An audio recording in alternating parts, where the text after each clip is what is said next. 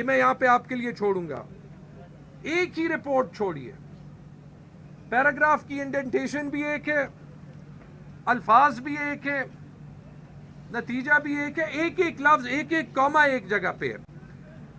इसका chance 1 in a billion भी नहीं है।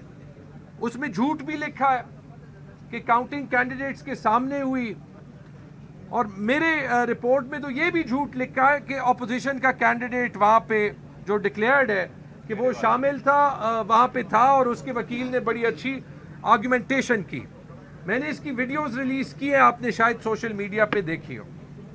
उसके बाद हाई कोर्ट ने हमें एनेबल किया, क्योंकि जो धांधली वहां पे हुई है और इसमें पैसे चले, ये आपको ऑपोजिशन के कैंडिडेट्स भी ऑफ द रिकॉर्ड कहेंगे, ये आपको गवर्नमेंट ऑफिसर्स भी कहेंगे, और कमोबेश अगर आप देखें उस रात को पेशावर में तकरीबन 1 अरब रुपए कैश इन सर्कुलेशन था।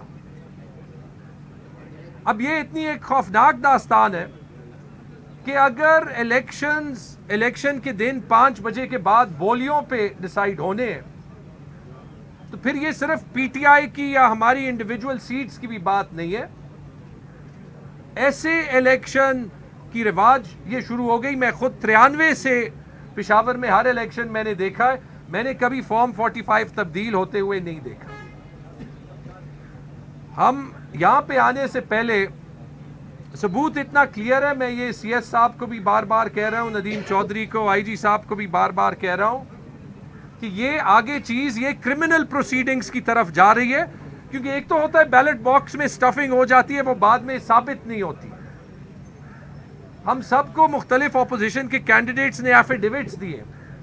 अब एक सबूत जो मैं पेश करना चाहता हूं, जो यहां पे भी पेश किया, और ये भी मैं यहां पे छोड़ूंगा, ये मेरे ट्विटर अकाउंट पे भी मौजूद है, गूगल ड्राइव फोल्डर में। ये बुकलेट आज पेश किया, यहां पे दिया है। इसमें है फॉर्म 45 जो मेरे पास है और बाकी सारे कैंडिडेट्स के पास है, और इत्तेफाकन आज से 2 दिन पहले इलेक्शन कमीशन के वेबसाइट पे जो ऑफिशियल फॉर्म 45 थे, यानी इनके असूल में थे, वो उन्होंने अपलोड कर दिए। वो वैसे ही जो सोशल मीडिया पे लोग होते हैं, उन्होंने वो फ्लैग करना शुरू कर दिया। मैं आपको एक मिसाल दिखाता हूं। ये एक पोलिंग स्टेशन आप देख लें, एक सेकंड,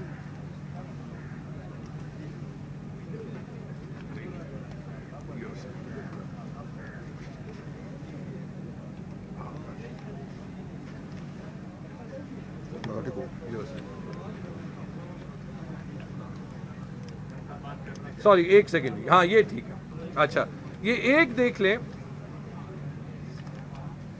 ये है एक ओरिजिनल फॉर्म जो हमारे पास है, उसकी कॉपी। इसमें मेरे हैं 414, और जो विनिंग कैंडिडेट है उसका नाम साथ ही, मेरा 4 नंबर पे है, उसका 5 नंबर पे है 273। ठीक है, अगले पेज पे आप देख सकते हैं कि वो चेंज हुआ है, मेरे हो गए हैं 287, ऑपोजिशन के हैं 400। ये वो है जो अपलोड हुआ था। अब अगर इसको आप जूम कर लें तो आपको ये नजर आता है कि यहाँ पे डिलीशन हुई है, वाइटनर इस्तेमाल हुआ है, टेम्पर्ड हुआ है। ये कहीं भी आप देख लें, ये देख लें टेम्पर्ड हुआ है। ये अगला देख लें, ये वेबसाइट पे थे, मेरे थे 80, उसके थे 1, वो चेंज करके मेरे हो गए 30, उसके हो गए 51। ये साफ देखें टेम्पर हुआ है। आगे जाके देखें 213 और 2, वो बन गया 73 और 193 और 122, ये साफ देखें टेम्पर हुआ है। आगे देखें ओरिजिनल चेंज होके वो 300 और 737 हो गया, यहाँ मेरे 700 से ज्यादा वोट थे। ये देखें टेम्पर हुआ है।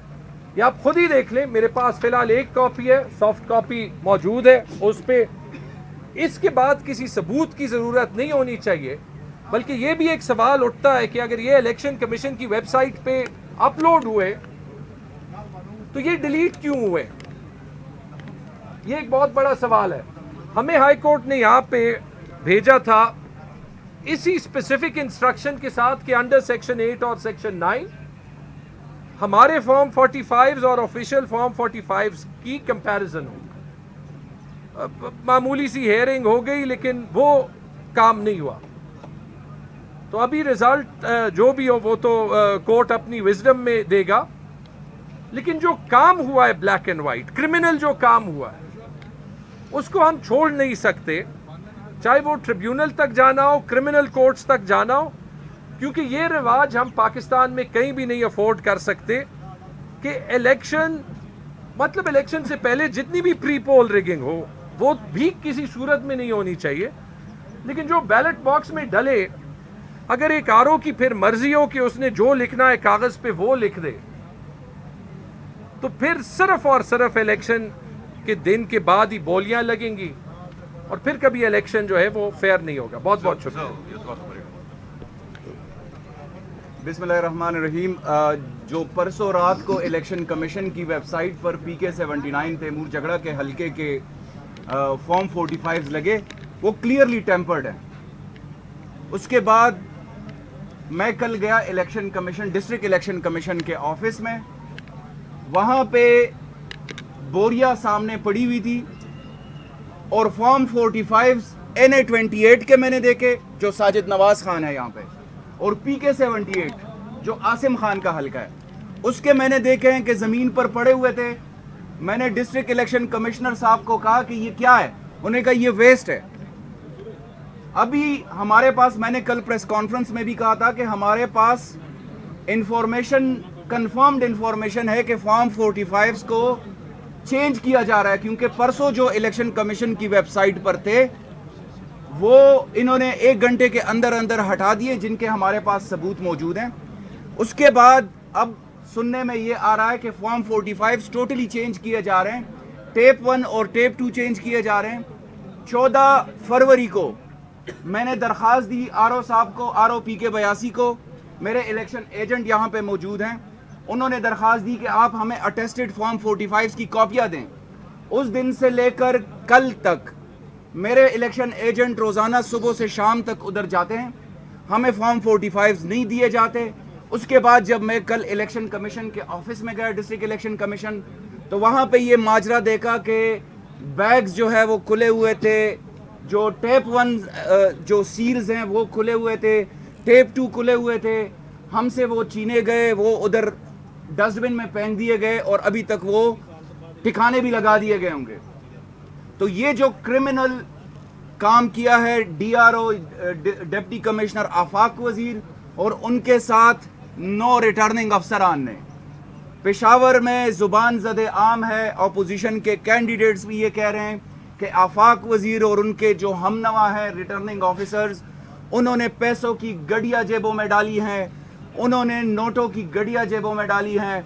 और ये चीज़ जो है ये पेशावर की तारीख़ में नहीं, मेरे ख्याल से खैबर पख्तूनख्वा की तारीख़ में कभी नहीं हुआ। इसकी हम इंडिपेंडेंट इंक्वायरी की डिमांड करते हैं और ऑनरेबल इलेक्शन कमीशन से भी ये दरख्वास्त है कि जो इलेक्शन ऑफिशियल इस तरह की करप्ट प्रैक्टिसेस में इन्वॉल्व हो, उनके खिलाफ सख्त से सख्त एक्शन लिया जाए। बहुत शुक्रिया। साहब, आपसे सवाल ये है कि आप बार बार यही बात कह रहे हैं कि हमारे साथ रैगिंग हुई है और आपका इल्जाम है कि मुकामी एडमिनिस्ट्रेशन आरओ और उनके जो DRO थे, they are involve in ragging. तो आपको नहीं लगता कि उन्होंने किसी के बिहाफ पे किया होगा? Why don't you name those powerful circles who according to you are involved in this ragging?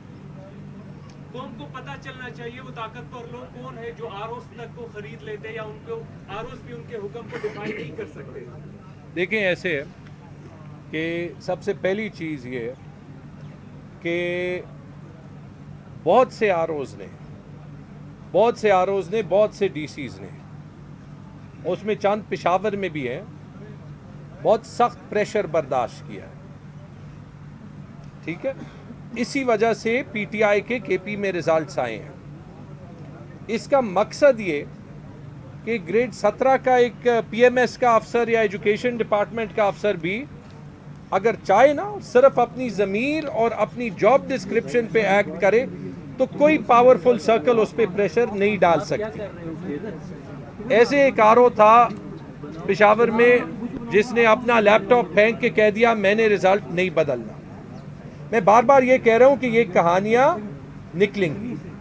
आपका इशारा एस्टेब्लिशमेंट की तरफ होगा, ठीक है, मैं फिर से कहता हूं पहली जिम्मेदारी गवर्नमेंट की है, लेकिन ये जरूर है कि पूरी दुनिया वो फिंगर पॉइंटिंग करती है। आज एमल वली खान कर रहा है, आज मौलाना फजल रहमान कर रहा है, और मैं सिर्फ ये चाहता हूं कि हमारे मुल्क में कोई किसी इदारे पे उंगली उठाए नहीं।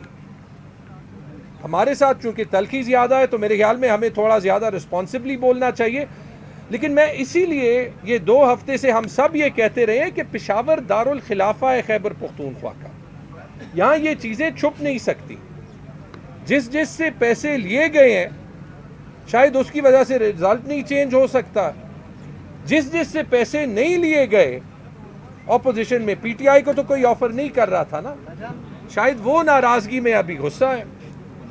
ऐसे इलेक्शन दोबारा हो नहीं सकता, इसमें जो भी इन्वॉल्व हो ये सबक हमें सीखना पड़ेगा, और यही हमारी लड़ाई है। और इसलिए मेरी डिमांड अपने ही चीफ मिनिस्टर से होगी कि खैबर पख्तूनख्वा के इलेक्शंस पे और बिलखुसूस पेशावर के इलेक्शंस पे एक जुडिशल इंक्वायरी कायम हो। मेरी डिमांड ये भी होगी कि ये जो अफसरान है पेशावर के, क्योंकि एक जिले में बड़े सतह पे जो है वो धांधली नहीं हुई, आपने कहा, मैंने कहा कि धांधली हुई, मैं धांधली का इल्जाम लगा ही नहीं रहा। 8 बजे से 5 बजे तक जितने अच्छे मैनेज्ड इलेक्शन से सिवाय एसके के इंटरनेट नहीं था, वो मैंने 93 से पेशावर में नहीं देखे। महमूद जान साहब भी बहुत इलेक्शन कर रहे हैं, उसका क्रेडिट ग्राउंड पे पुलिस को जाता है, इंतजामिया को जाता है, लेकिन जो 5 बजे के बाद जो शर्मनाक वाकयात हुए वो भी मैंने 93 के बाद कभी नहीं देखे।